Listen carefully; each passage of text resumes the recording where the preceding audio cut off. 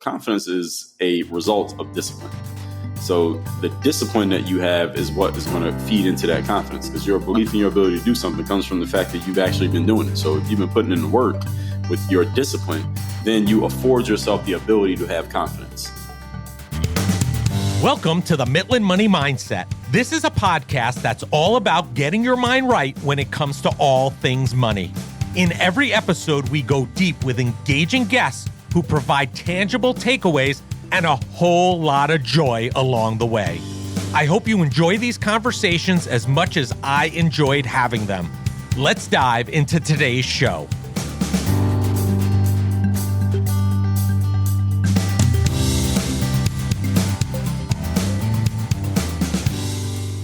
I'm Larry Sprung, your host for the Midland Money Mindset and founder and wealth advisor of Midland Financial.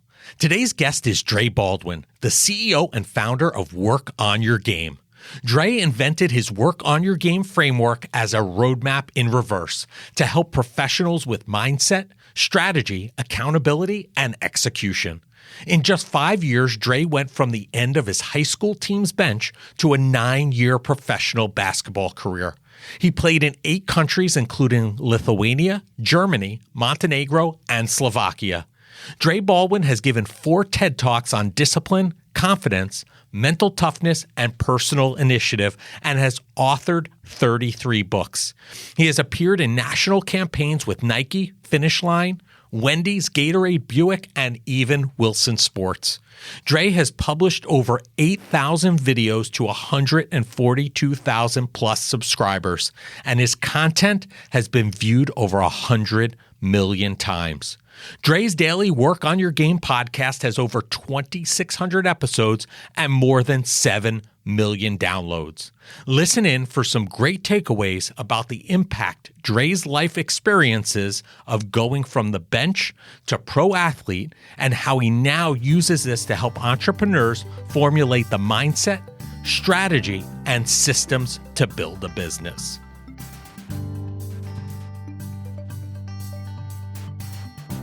Well, I have the pleasure today of being with Dre Baldwin, the CEO and founder of Work on Your Game. It's a pleasure to have you, and I'm looking forward to this conversation, Dre. Larry, I'm excited to be here, so I appreciate you having me on. Thank you. Yeah. So listen, I want to give our listeners a little bit about you. We'll talk a lot about what you're doing today, but perhaps you can give our listeners an idea of what or who Dre Baldwin is and what got you to where you are today as the CEO and founder of Work on Your Game.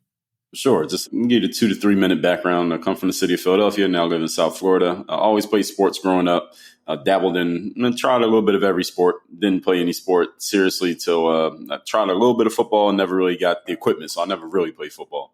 Then baseball, was mediocre at baseball at best. I would have been a bench player in high school. That was pretty much my ceiling. Then I moved on to basketball around age 14. I wasn't good at that either, but I stuck with it. Good thing about basketball is that you can practice a lot without any people or equipment, so you can just do it by yourself. So I just kept practicing. Finally became adequate enough to make the high school team as a senior. But I only sat the bench that 1 year I was on the team. So I scored 2 points per game as a senior in high school. And I tell people all the time, Larry, that you score 2 points a game in hockey or soccer, you're in the Hall of Fame. But you do it in basketball, you're nobody. So coming out of high school, nobody was checking for me. Nobody was expecting me to go anywhere. I went to college and tried out for the basketball team as a walk-on, which for those who don't know what that means, it means you just walk in the gym and try to basically earn your way onto the team as a unknown, uninvited guest. And I did that, made the basketball team, but I was only playing at the Division III level, which is the 3rd tier of college sports, a level that doesn't produce pro players. So I played in college, got out of college, nobody was checking me to play pro. So it was kind of the same situation all over again.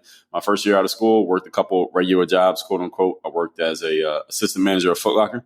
Then I worked as a salesperson at Bally Total Fitness. They're now out of business, but not because of me, Larry. I sold a lot of memberships. I was a pretty good salesperson.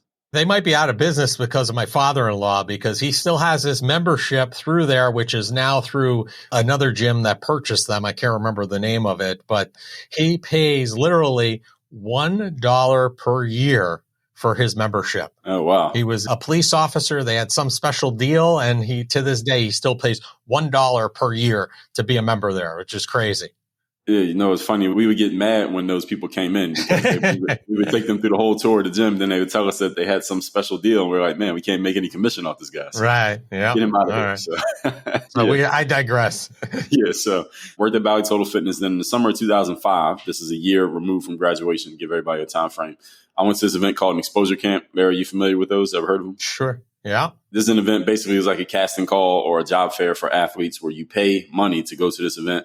And you basically showcase your skills. You don't just put on a suit and shake hands. You bring your sneakers and you play. And this is 200 guys who all think they're good enough to play pro ball. But at the time, we were looking for our next opportunity. So we all go there. And a bunch of coaches, agents, decision makers from the basketball world, they come to these places as destination events because that's where they look for their talent. And I paid $250 in cash at the door because I did not have a bank account or a credit card at that time at 23 years of age, and went to that camp, played pretty good, and basically got my first opportunity from there. So when I got home, and I should add this part, I went to the event, was in Orlando. We drove from Philly to Orlando, 19-hour drive, rented a car, hopped out the car Saturday morning, 9 a.m., which is the exact time the event started. Now, I could get away with that at age 23. Probably couldn't do it now. But did that, played pretty well over 2 days, got a good scouting report, good footage, went back to Philly because I had to be back at work on Monday. Camp was Saturday, Sunday. I had to be back at work on Monday.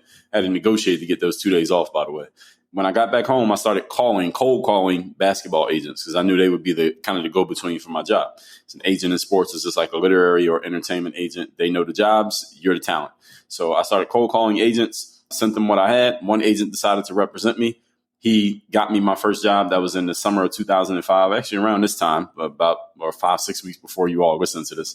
That's when I got my first contract, was in Kaunas, Lithuania, 2005. So that's when my career started. And a little side piece to this was I took that footage from that exposure camp because it was on this thing called a VHS tape. Where you remember those? Yeah, sure. Yeah, so this is pre-YouTube. This is before YouTube came out. So this is on a VHS tape. And I got that transferred onto a data CD. Then I put the CD in my parents' desktop computer, and YouTube had just come out by the time I got this footage. And I put it up on this brand new website called YouTube. And that's how I kind of started a second career at the same time, which I didn't know was a career until several years later, because now we have social media, content creator, influencer. Those words weren't being used at that time. But I just kept putting up footage of me playing basketball, practicing basketball, and I built an audience before there was a thing such as building an audience. So I was building an audience on the internet. And it wasn't until several years later, about 2009, 2010, found myself unemployed, no job in basketball. I had played a few places, but the phone was not ringing at that time. So anybody who's worked in these fields, the entertainment space, sports space, there are times where there are gaps in the schedule, right? The phone's not ringing. You don't know when that next call is coming. I was in that situation as an athlete. And that's when I decided to put a little bit more focus on this whole thing that I had going on the internet. And that's where I started creating products and creating courses and just being more intentional about putting out content consistently, because now that was starting to become a normal thing. Like a few years before that, that was not a normal thing. It was starting to become normal. So that's where I really started to build my name, was actually through YouTube, not through actually playing professional sports, which is ironic because you make it professional sports. It's like supposed to be the crowning achievement, right? Because only 1% of people get to do it, but nobody knows me from playing basketball overseas. Anybody who knows me, if they see me in the street, is from YouTube, right? So it's just funny that it worked out that way. And that was the foundation of where Work on Your Game came from. To wrap this up, I started talking about mindset a year or so later because the players they asked about my background. So this bit that I just shared with you, they would ask about it. I'll respond in the comments on YouTube. And they would say, well, man, why'd you keep trying? How'd you get the mindset to keep going? Why'd you decide to invest your last $250 in cash to drive to Orlando on a chance that you might make it?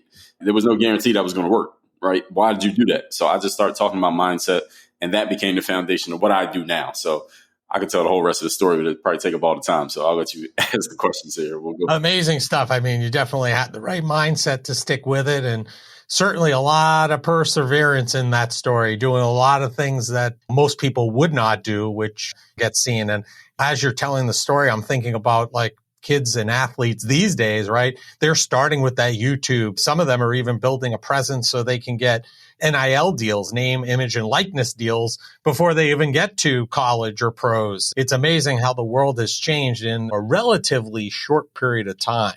Or never play at all, right? Yeah, right. Yeah, they don't need to. So you basically went from a walk-on to a D3 to pro athlete. That's not the typical path for somebody who's going to be an athlete to go professional. So what have you found that journey has taught you along the way?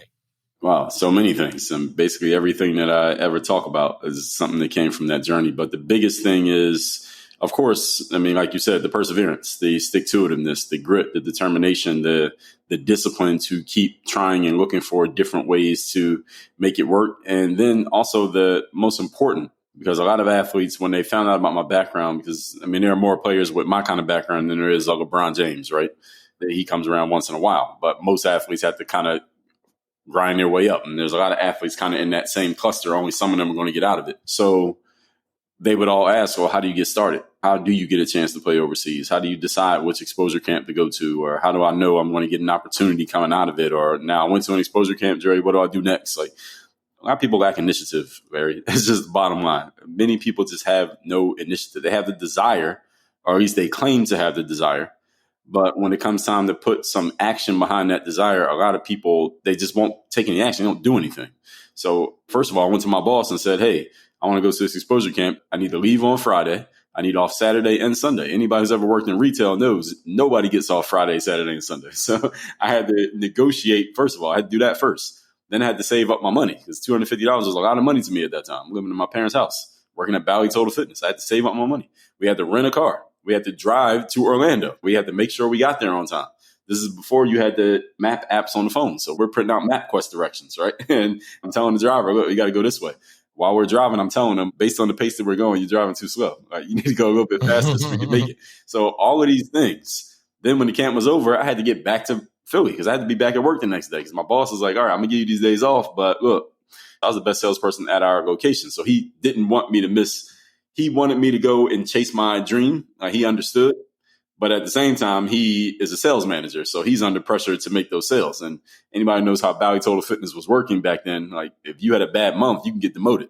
So he didn't want his best salesperson missing work. So all of these things that I had to do just to take initiative. Then when I got back home, I had to call agents. It's not like I got signed to a contract and everything became perfect at that moment in Orlando. I went back home. I had to still find an agent. I had to call them. They weren't calling me. Right. So all of these things that I had to do just to make the opportunity happen in the first place. And a lot of people just don't have that initiative. But the good thing for me is, luckily, I guess, I've always had that salesperson gene in me, Larry, to sell myself. I always understood that concept of selling myself. And that is probably the most valuable piece to my whole life, not even just on the court, but everything. I think that's a good point because I think many people don't realize if they're not in a direct sales role, they think, oh, I don't need to know sales, but you're always selling, whether it's yourself, whether it's what you can do for somebody else. It's a great skill set, and it seems like one that you've worked on and honed over the years. One thing I've heard you talk a lot about is self-confidence and the importance of self-confidence and believing in one's ability. And clearly from your story, that's something that you have and you had to do along the way. How can someone genuinely build self-confidence in a world where a lot of people are facing doubt, criticism from others, especially sports world, right? There are so many of you. People are all fighting for those few spots. It's tough to maintain that self-confidence and be able to work through that. So how do you recommend, how does somebody go about doing that? Number one thing is, first of all, let's be clear on what confidence is. Confidence is just your belief in your ability to do something. So where does confidence come from? A lot of people don't consider this, but confidence is a result of discipline. So the discipline that you have is what is going to feed into that confidence because your belief in your ability to do something comes from the fact that you've actually been doing it. So if you've been putting in the work with your discipline, then you afford yourself the ability to have confidence. Now, the way that translates in the sports world, for example, or in sales, because you can go to all the sales training in the world and have the discipline to do the practice. But then when you get an actual sales call, it's a different situation, right? So how do you get the confidence to perform when the lights are on? Because you can't always practice that. So in that, I tell people you need to borrow, just briefly, borrow the confidence of someone who's already done it. So if you are a basketball player, who's your favorite player? All right, how would they walk into the gym? What kind of energy would they have? I'm not saying try to play like LeBron or Steph Curry or Michael Jordan. It says assume their posture, assume their energy.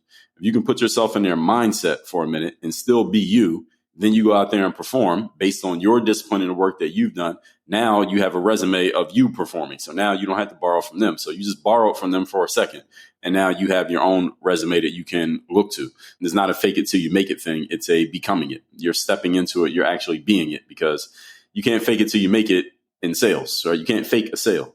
Now, you can't fake the ball going in the basket, all right, when you're playing a sport. There's no faking. This is real. You have to step into it. So the answer to your question, short answer is discipline creates confidence. So it's the discipline of what is the structure that needs to be in place that you can do the work on a consistent basis, and will you show up and actually do the work, which is where many people falter.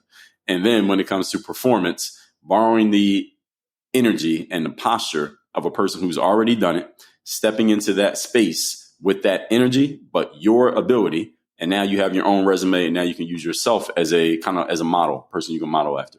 So relevant to so many different things. Like you said, sports, work, if you're an entrepreneur, a parent, right? I think about my first child. The first child is like a little bit of an experiment because there's no handbook for that either, right? I think it's so applicable across the board, and there's a lot of great takeaways there, and having that discipline driving your confidence is hugely beneficial in so many different aspects and instances. So one of the things I heard about you is you have this nickname, Dre All Day. So tell me, what is that about? Where did that come from? Great question.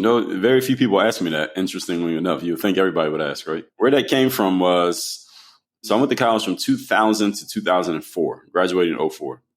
The internet was out, right, in the 90s, but it wasn't the internet, right? And I had a computer in college, but my desktop computer that I had in college was so slow that I would type in ESPN.com, hit the enter button, then I would go take a nap.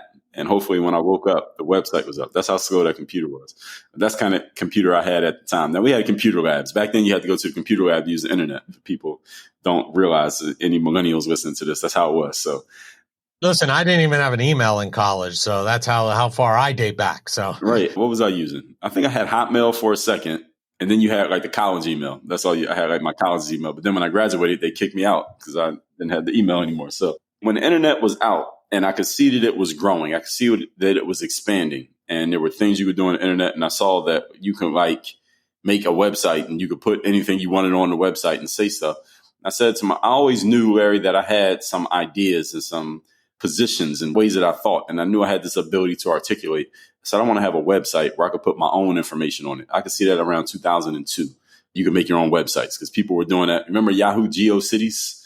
Right. So people were making their own websites. So it was like geocities.com/ Mike, whatever it was. So I said, I'm going to have my own website. I'm going to make a website called DreBaldwin.com or something like that, where I could just put my information and say whatever I want to say on that website. I knew that in 2002. Now, I didn't go get a domain name till 2007. So 2007, I wanted to register a domain name. I said, I'm going to get me a website. And I figured out I had learned very rough HTML. So I knew I could make a website and I could blog on it or whatever, because I've been blogging since like 2005. But I wanted to have my own website because I was blogging on blogspot.com. I don't know if they still exist, right? But then that was my first blog too. Right, everybody was on Blogspot, right? So I didn't even know about WordPress at this time. So then I don't know if WordPress is even out.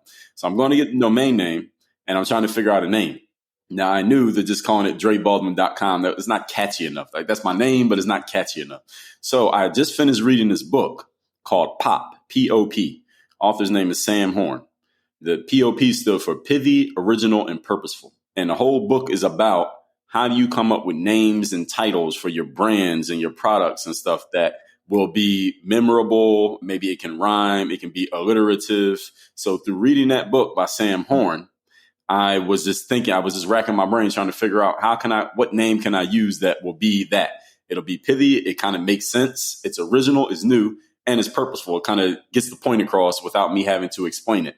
So I was just thinking, just trying to figure it out, because Dre Baldwin doesn't rhyme. So that wasn't going to work.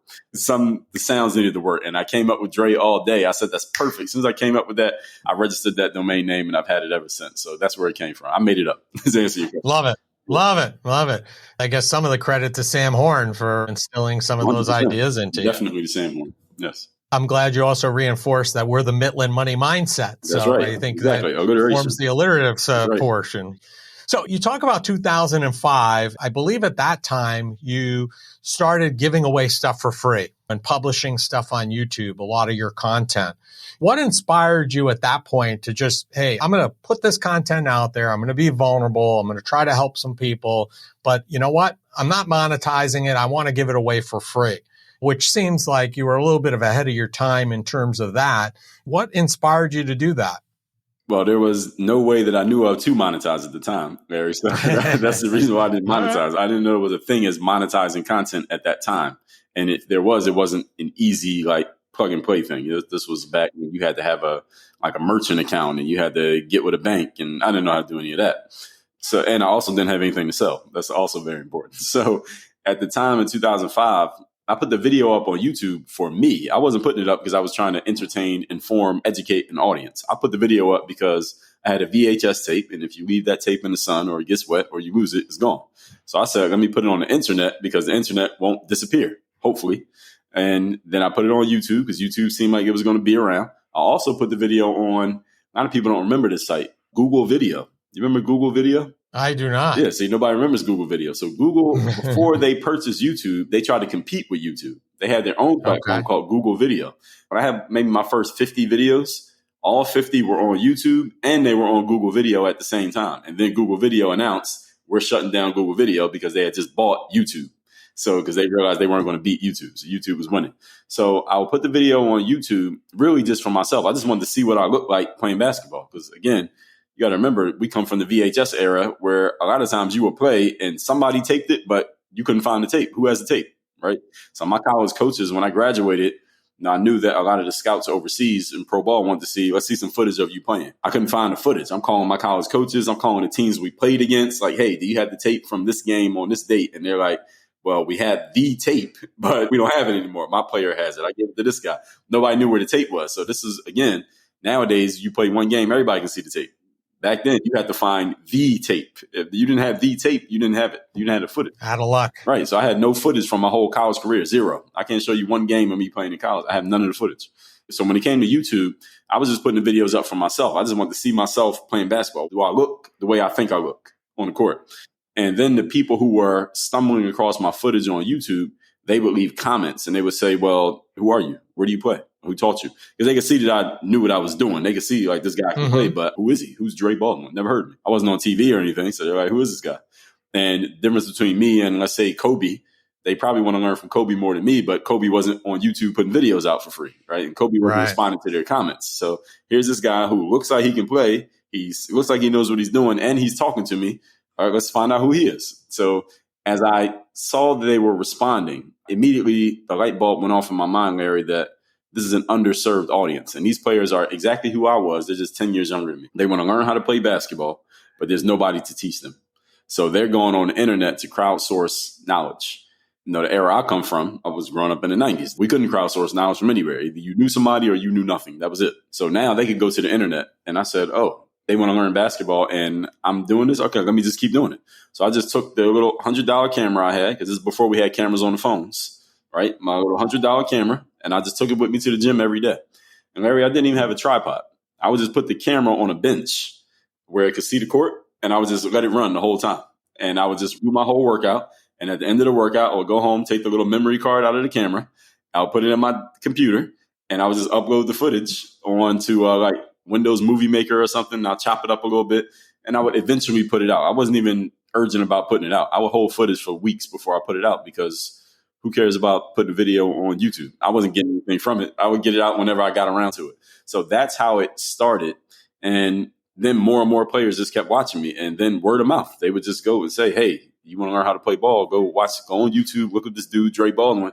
And my name just started to spread. So there was no athlete in any sport putting out how to practice for this sport on the internet at that time. So this whole genre, I humbly take credit for creating this genre. And that's where it came from. And it wasn't until you asked about the monetization. It wasn't until 2009 that Google, now owners of YouTube, realized, okay, we're going to go broke if we keep paying for all this bandwidth, but we don't make any money. So that's when they started putting the ads on the videos. So people don't notice, between 2005 and 2009, you could watch YouTube all day without seeing a single advertisement. Those days are gone.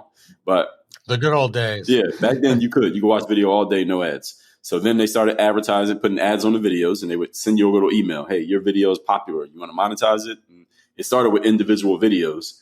And then around maybe late 2009, they started offering to your whole YouTube account, your whole channel. We'll monetize everything you put up. And because my videos were getting traction, they offered that to me. And that's how it started with that monetization. Now, I give you another part of this. Back in 2002, I got invited to a meeting for who wants to make some extra money. I said, I want to make some extra money. Turns out it was a network marketing opportunity. Now, while I didn't stay in network marketing, I am eternally thankful for the concept of network marketing for several reasons. Number one, I have a business degree. When I went to those hotel meetings, Larry, you ever been to a network marketing meeting? Yeah, I've sat through those, sure. Yeah, you've been to a few, right? We all been to at least one or two. When I went to those hotel meetings, Larry, I was hearing things about entrepreneurship that I did not learn in 4 years of college.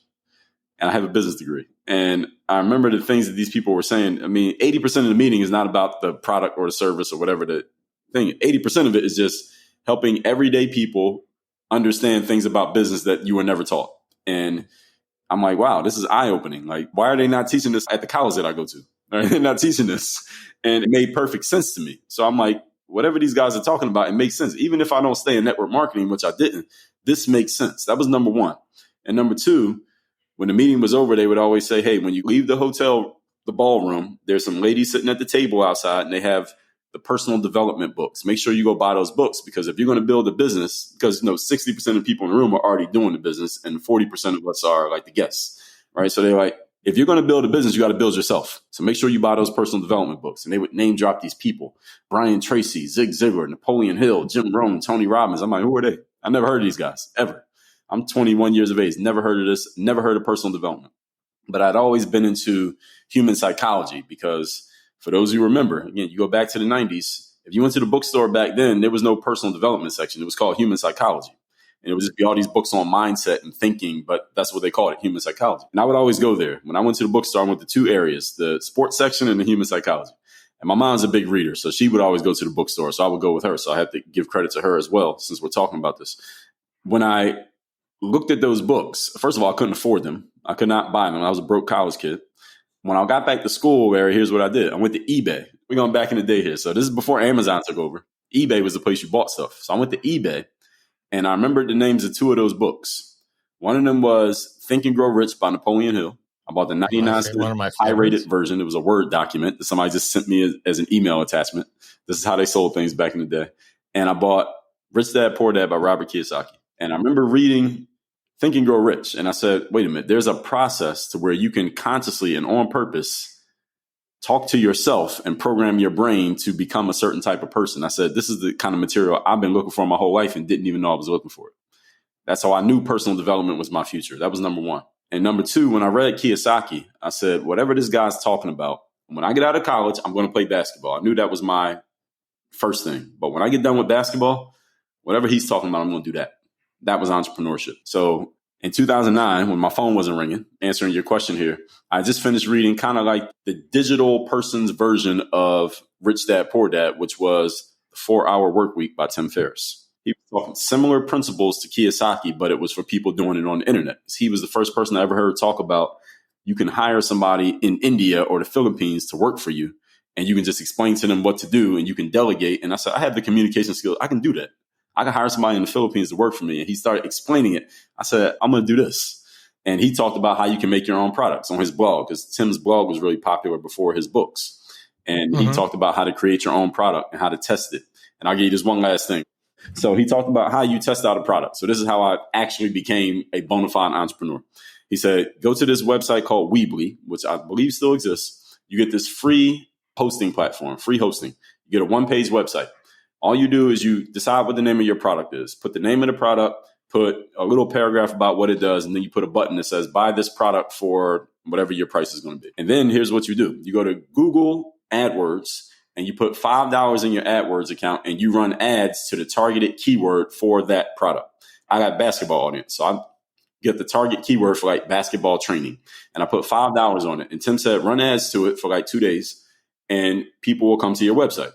If they click on that button, don't sell the product. Just put a little page that says this product is under construction. If you would like to buy it, put your email address in. We'll email you when it's ready. And he said, if you get people who don't know you, random people off the internet who searched, clicking on that button and putting in their email address, you have a viable product. Go make it and sell it. I did that. Now, a caveat to everybody listening, you cannot do this with $5 today. It's probably be $50 or $500. Right. Back then it was $5.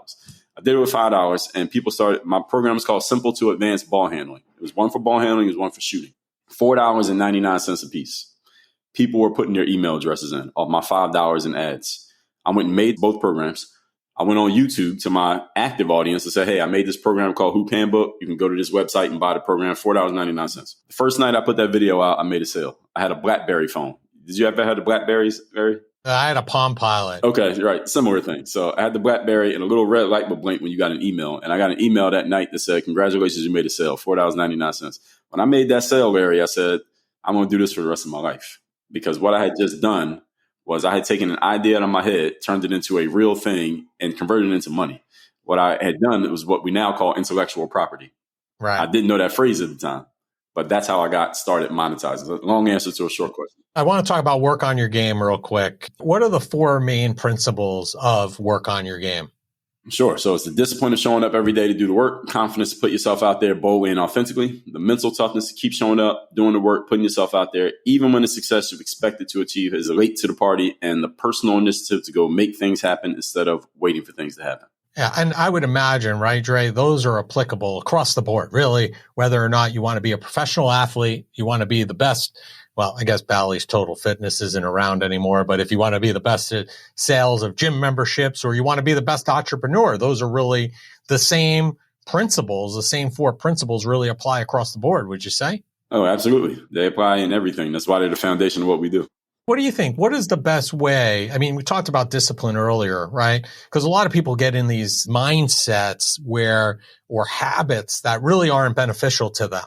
What's the best way for somebody to break out of those old bad mindsets or habits and break into new ones that are going to be hugely beneficial to them? Best way to break out of those old mindsets is you got to get out of your old habits. You got to get out of your old routines. And the best way to do that, I really suggest to people, is you got to be taking in something other than what you've been taking in. Again, like me, I went to those meetings and they said, get those books. And I started reading those books. And I said, these guys have a different perspective. They're saying something I haven't heard before in this way. What they're talking about, success, everybody wants that. But how do you get to it? Well, let's talk about your mindset. Let's talk about your actions. Let's talk about what you believe to be true that is not actually true, which is what they did at those hotel meetings. They break your false beliefs. So that's what people need to do, is start consuming some material that's off the beaten path of what you personally have been doing up to this point in your life, if you are not liking the results that you're getting. So that's where it starts. And I guess if you're liking the results, you just double down on what you're doing, right? Just do more of it. Yeah, I would agree. Yeah. Yeah, I think you have to work on yourself, whether that's reading or consuming or watching good stuff, right? Garbage in, garbage out, good stuff in, good stuff out. I think that's fairly rings true. So listen, you've had an incredible journey, right? And looking back on it, what advice would you give to your younger self, knowing now what you know now? Number one is get into personal development as early as possible. I wish I got into it when I was old enough to read, period, let alone as a college student. So that would be number one. Number two is change your default settings. And this is something I've been talking to my audiences a lot lately, is default setting most human beings have, Larry, is slow and later. And we need to change that to fast and now. Many people just are way too slow. They have no sense of urgency, and they put things off as if they have unlimited time, when all of us know on a conscious level, we don't have unlimited time, and we don't have until later to do things. We need to do things now. And if we just consciously pushed ourselves to do that, we would get a lot more done in a lot less time and probably live a lot more life in the process. Yeah, great points. And I agree with you wholeheartedly on those. So listen, Dre, we've left our listeners with a lot of great nuggets here, a lot to think about. This is the Mitlin Money Mindset. So I would be remiss if I didn't ask you the question we ask each of our guests, which is, they're all about joy here. So it's, what did you do today that brought you joy and put you in the right mindset for success? I start my day with I have a routine of what I do every single morning up until my work day starts with my meeting with my assistant. So that's yoga, water, meditation, exercise, getting myself dressed, and I'm ready to go. That takes up like the first 4 hours of my day is all stuff that I do for, I guess, what we call now self-care. But that's the workouts, the yoga, the water, the meditation, all of that stuff. That's all for me. So that brings me joy and it gets me in the right frame of mind. Great stuff, and sounds like a great way to start the day. Listen, we're going to have all of your information, Dre, in the show notes. But if people want to learn more about you, learn more about work on your game, what's the easiest and the best place for them to do that? So I send out a daily motivation text every morning. It's guaranteed to have you focused, sharp, and on point to start the day. So if you just text me at 305-384-6894, every day when that message goes out, you'll be getting it straight to your phone free of charge. And Of course, I got a bunch of websites and landing pages, and I'm on all the social media. So anybody wants to know which one, just pick your favorite one, put my name in. I'm on all of them. We're active on all of them. And when you get into my text community, we're going to text you. So you'll know about everything we got going on. Amazing. And what's better than getting a little daily motivation to your phone, right? That's right. You're on it. Exactly. All people are on it so much anyway. Might as well get the motivation there while you're looking. That's right. So I appreciate you.